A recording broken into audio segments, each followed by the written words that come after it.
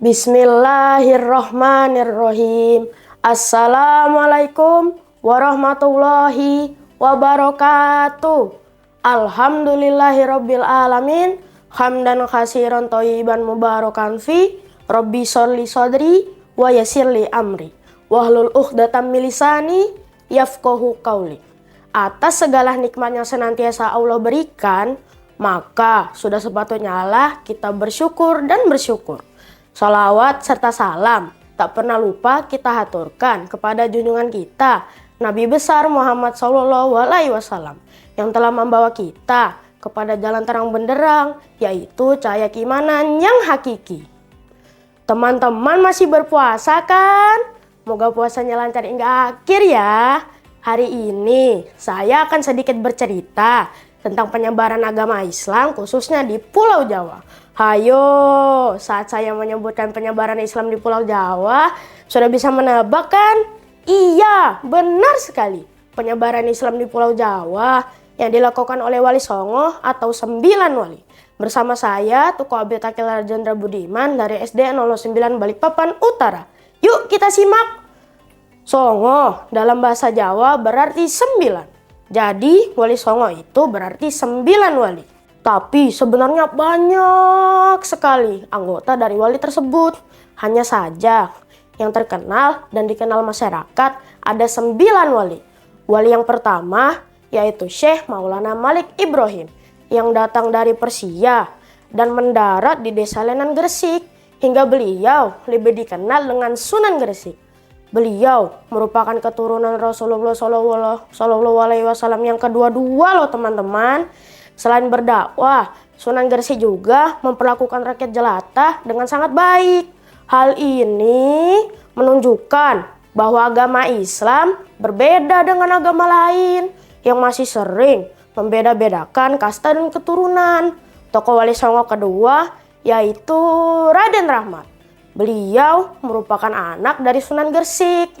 Beliau mengikuti jejak sang ayah, melakukan penyebaran Islam di Pulau Jawa. Tepatnya di Surabaya, daerah Ampel Denta. Nah, karena itulah Raden Rahmat lebih dikenal dengan Sunan Ampel. Wali Songo yang ketiga adalah Raden Rahmat Maulana Makhdum Ibrahim atau lebih dikenal dengan Sunan Bonang, yang juga merupakan anak sulung dari Sunan Ampel. Nama Bonang sendiri bukanlah nama dari suatu daerah atau desa, melainkan dari nama alat musik khas Jawa yang terbuat dari besi dan kuningan, semacam gamelan. Dan alat inilah yang digunakan oleh beliau sebagai media dalam berdakwah yang sangat kreatif di masa itu. Tokoh Wali Songo keempat adalah Raden Qasim atau yang dikenal dengan Sunan Derajat, yang merupakan putra bungsunya Sunan Ampel, yang dikenal sangat cerdas dan pemberani. Jadi setelah beliau menguasai agama Islam, beliau pun ditempatkan di Desa Derajat, wilayah Kecamatan Paciran, Kabupaten Lamongan, sebagai pusat dari dakwahnya. Tokoh Wali Songo kelima adalah Raden Paku atau lebih dikenal dengan Sunan Giri, yang merupakan anak dari Syekh Maulana Ishak, yang merupakan saudara kandung dari Sunan Gresik.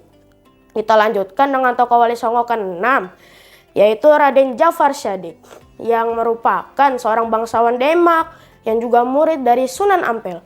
Dan Raden Djafar berdakwah di daerah Kudus, dan karena beliau di daerah Kudus inilah beliau mendapat nama Sunan Kudus oleh masyarakatnya. Kemudian Wali Songo ke-7 bernama Raden Mas Syahid atau lebih dikenal dengan Sunan Kalijaga, yang merupakan anak Bupati Tuban kala itu. Nama Sunan Kalijaga diberikan oleh Sunan Bonang.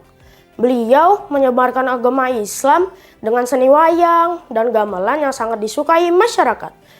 Beliau membawakan wayang-wayang tersebut terinspirasi dari kisah Mahabharata, namun menggantinya dengan wayang-wayang tersebut dengan tokoh-tokoh Islam.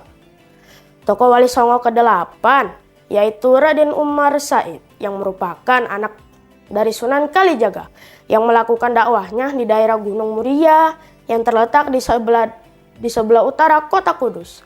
Sehingga beliau juga dikenal dengan dan dinamakan Sunan Kudus. Dan tokoh Wali Songo ke-9 adalah Syarif Hidayatullah yang merupakan keturunan bangsawan dari kerajaan Pajajaran. Beliau melakukan aktivitas dakwahnya di sekitaran Pegunungan Jati, Cirebon. Sehingga beliau juga dikenal dengan nama Sunan Gunung Jati. Nah, itulah tadi cerita singkat tentang 9 wali yang menyebarkan agama Islam di Pulau Jawa. Dan ke-9 tokoh tersebut memiliki cara unik dalam berdakwah. Dan tidak heran jika mereka berhasil mengislamkan sebagian penduduk Jawa kala itu.